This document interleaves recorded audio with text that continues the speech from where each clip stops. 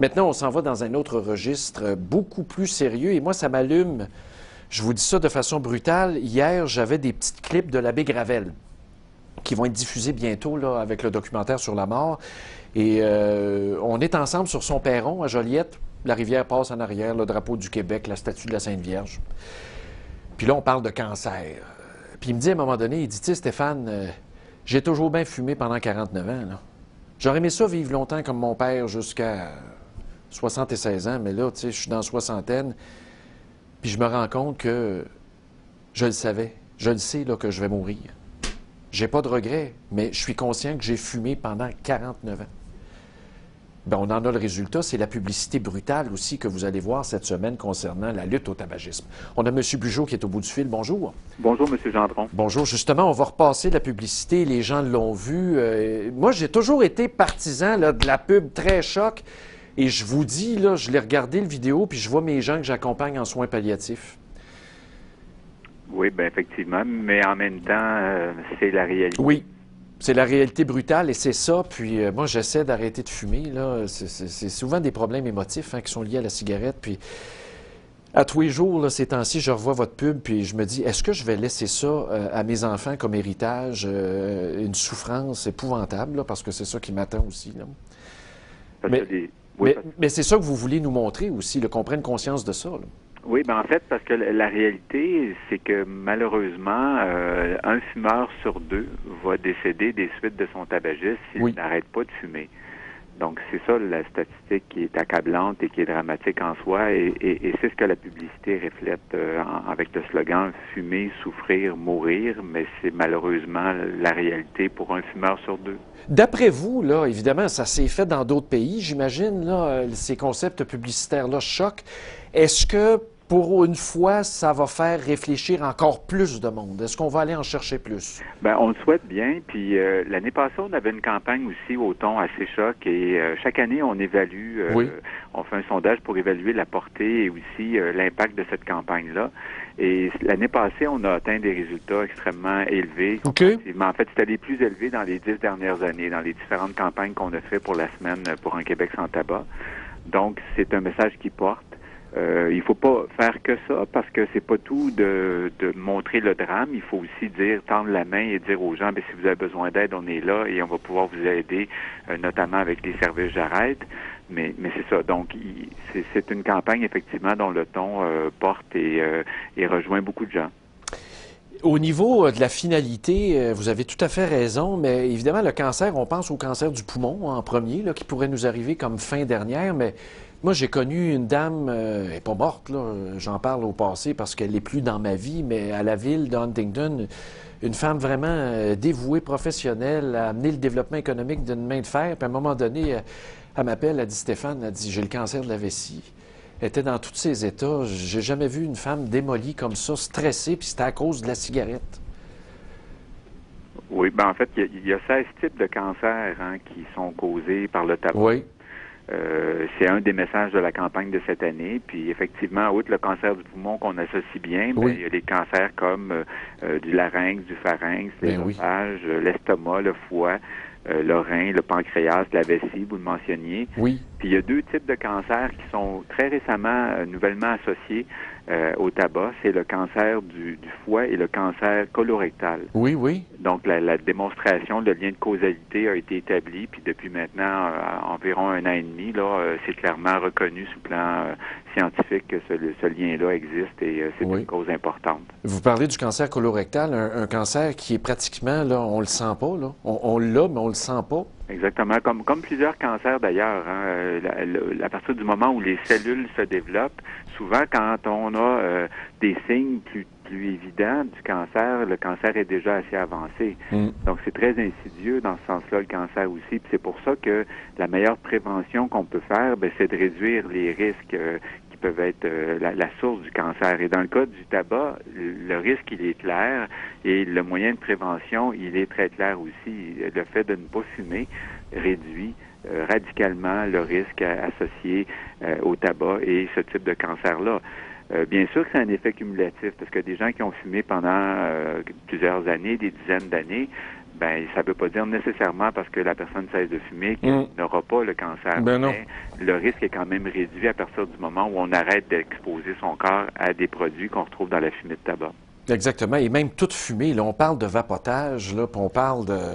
Mais je peux pas croire qu'il n'y a pas d'effet négatif de s'envoyer de la fumée en dedans, là. C'est pas de la vapeur d'eau, là, nécessairement. Là. Oui, effectivement. Puis il y a un manque de données scientifiques là-dessus parce que c'est un produit qui est relativement récent. Ouais. Il y a quelques recherches qui ont démontré qu'effectivement, on retrouve certains produits qu'on retrouve également dans la fumée de tabac. Mais en même temps, globalement, c'est sûr que la vapeur de cigarettes électroniques contient moins de substances toxiques que la fumée de tabac. C'est peut-être un moindre mal pour des gens qui sont pas prêts à abandonner complètement le tabac, mais en même temps, l'objectif visé, c'est vraiment de se libérer de toute dépendance à la nicotine. Et donc, des gens qui vont utiliser la cigarette électronique dans le but d'arrêter complètement, je pense que ça peut les aider pour certaines personnes. Mais encore là, le taux d'efficacité est pas plus efficace que pour d'autres types de méthodes.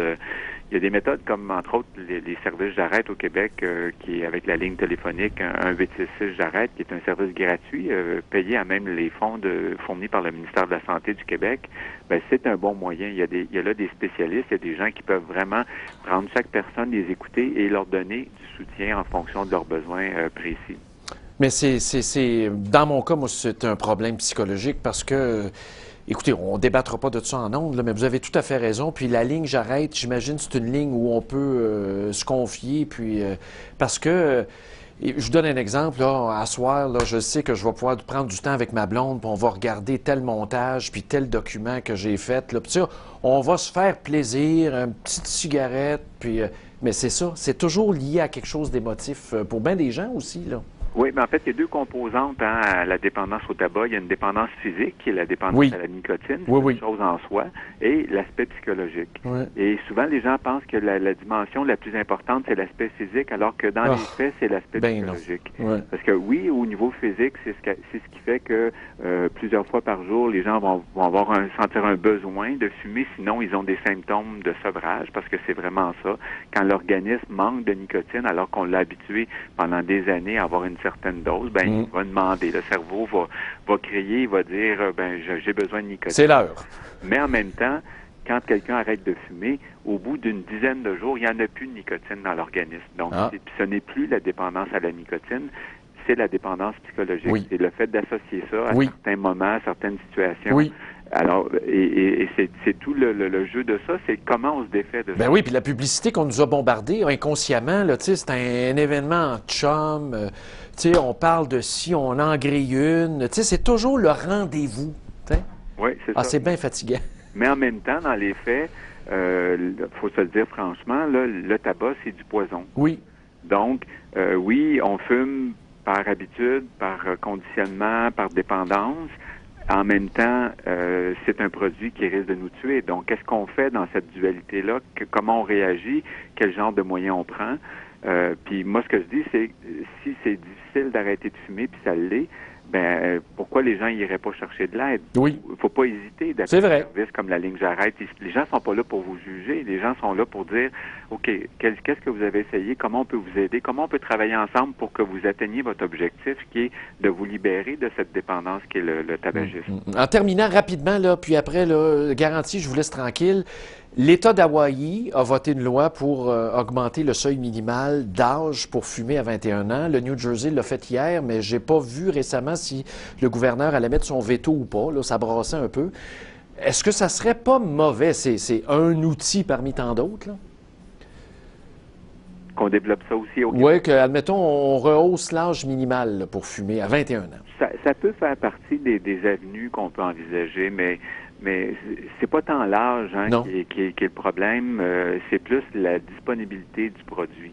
C'est-à-dire que si un jeune réussit à avoir du tabac, même s'il n'a pas 18 ans, je me demande qu'est-ce que ça changerait d'augmenter l'âge minimal. C'est qu'il y a quelqu'un qui a donné accès. Là. C'est là qu'est le problème. Exactement. Aussi. C'est soit parce qu'il a pu s'en procurer directement dans un commerce, ou soit parce qu'un ami, un parent lui en a acheté et lui a fourni. Donc, le problème, il reste entier. Donc, le travail est plus de dire comment on peut arriver à faire en sorte que les jeunes n'aient pas cet attrait face à la cigarette. Et on réussit bien de ce côté-là. D'ailleurs, depuis les 5 dernières années, on a fait des progrès très importants en termes de taux de tabagisme chez les jeunes. On est rendu maintenant à 12 alors on frôlait le 20 il y a 5 ans. Donc, on a fait vraiment des gains très, très importants. Et c'est possible d'en faire encore, mais c'est vraiment une question qui est collective. C'est pas juste le poids repose pas uniquement sur les gens qui en vendent du tabac ou ceux qui en fournissent, mais c'est vraiment l'ensemble de la société. Ben, merci beaucoup, M. Bugeaud, d'avoir fait le point cette semaine. Merci à vous. À la prochaine, au revoir. Bon succès dans votre démarche. Oui, merci. Merci bien. Je vais peut-être appeler à la ligne j'arrête. Bon, je vais changer ma voix. Je vais modifier ça avec des machines. Ben non, je viens de vous le dire en pleine face que j'essaye d'arrêter de fumer. Je me regarde les doigts, là, je m'en viens comme mon grand-père Gendron, les doigts tout jaunes, parce que moi, je me roule tout ça. Là.